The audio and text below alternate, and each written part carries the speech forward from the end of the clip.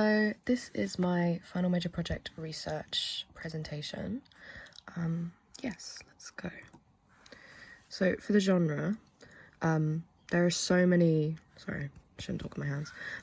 There are lots and lots of different subgenres that go into folk music as a whole. Like, the main thing that people think of when you say folk music is like the traditional style folk music, like campfire singing and, you know, sort of songs that are passed more through like word of mouth and learned like as a community instead of like published music and things you find on streaming platforms. But the main subgenre I'm focusing on is indie folk. And the main characteristics of that are uncommon song structures, unusual instruments, acoustic instrumentation, and lyrical storytelling. Musical research.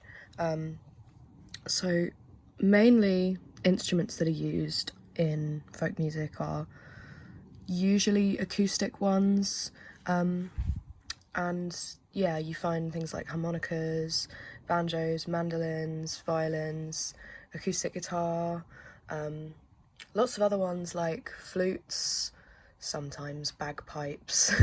Yeah, but lots and lots of strange instruments you don't usually see really around too much. They're used lots in this genre. So for production research, I found these links and that YouTube video very, very helpful. I sort of didn't know where to start with producing it because I don't really produce that type of music and I've never tried before. So this link was very, very helpful because it talked through like the writing process, pre-production, production itself, like all different aspects of it talked through. And this YouTube video was very, very helpful because whilst it was in a slightly different genre than what I was writing in, it shared a lot of the same aspects as what I was trying to make, and it helped me think a lot about the creating ambience and atmosphere that I wanted to create. And it talked a lot about double tracking, which yeah, it was a very helpful video. Audience and demographics. I struggled to really pinpoint a specific audience and demographic for this genre since there are so many different subgenres. It's difficult to see really a specific one. The more traditional folk music would attract a very different audience than the sort of indie folk current that I'm trying to accomplish. So I struggled a bit there to see particularly. But I went to a gig not too long ago, and there was a really, really, really good folk act. There was the main guy with acoustic guitar singing, a guy on drums who was also playing electric guitar on some songs, a woman who was also, she had these amazing vocals. She was almost, it's almost like opera, like the way she was singing was very like, is operatic the right word? Is that even a word? I don't even know. But she was also playing a violin at the same time, and another guy with a banjo. It was very, very enjoyable, and yeah, the way all of the instruments came together to, you know, build this song, I really, really enjoyed that. Yeah, so the YouTube video from that I mentioned earlier spoke a lot about double tracking, which then led me to look more into double tracking and think if that was something I wanted to do, and it was. But yeah, these two links helped me a lot with my idea development and gaining a clear idea on what I wanted to do. I don't even remember what I wrote here, hang on. Yes, my artist inspiration helped me greatly with... Did I skip a slide earlier on? I definitely did. I'll go back to it.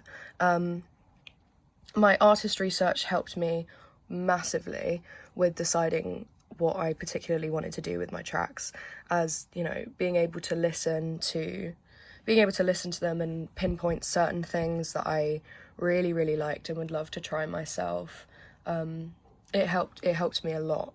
And as it was music that I already really, really enjoyed and was music that I listened to frequently by myself, it was very helpful to listen to it as a more analytical point of view and see and think how they did those certain things and how I would go about achieving them. I'm gonna go back because there we go. This is the slide I missed. These are my main inspirations. So we have the Decemberists, Hosier, Noah Kahan, and Taylor Swift.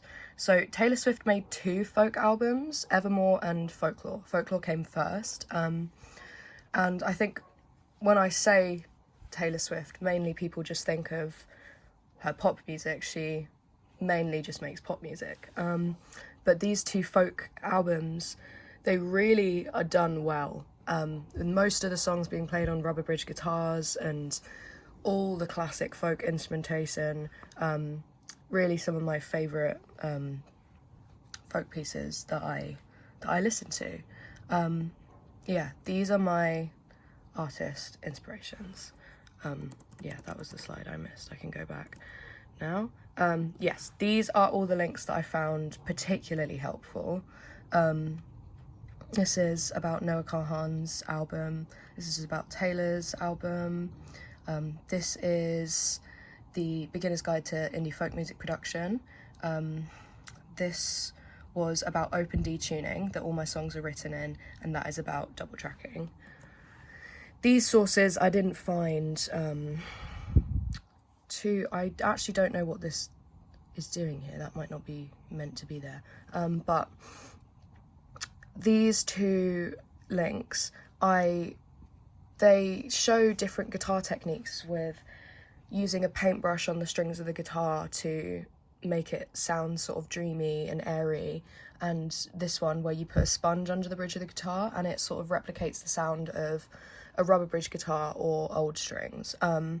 And oh, okay, I understand what this is now. This is a video I made of me testing out those techniques, and I bought different sponges and I bought different brushes to see what sound I could get.